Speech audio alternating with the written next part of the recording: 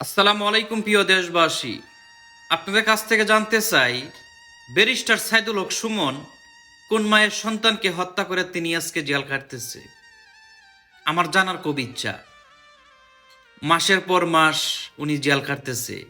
16-17 মাসের ভিতরে 1 টাকা দুর্নীতি প্রমাণ করতে পারেন নাই, একটা হত্যা মামলা প্রমাণ করতে পারেন নাই।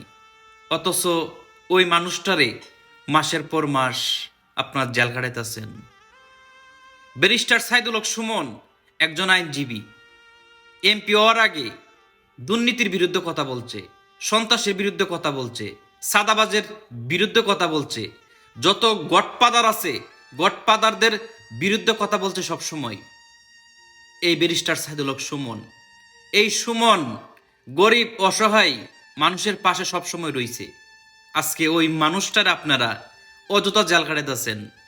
অথচ 16-17 মাসের ভিতরে একটা দুর্নীতি প্রমাণ করতে পারেন নাই, একটা হত্যা মামলা আপনারা প্রমাণ করতে পারেন নাই। এই মানুষটার আপনার জেল কাটাইতেছেন। ওই মানুষটার অপরাধ একটুই, সে আওয়ামী লীগ করে। একটা কথা বলি শুনেন, এমন এক সময় আসবে সামনে, আওয়ামী লীগ না করাটা আপনার অপরাধ হবে।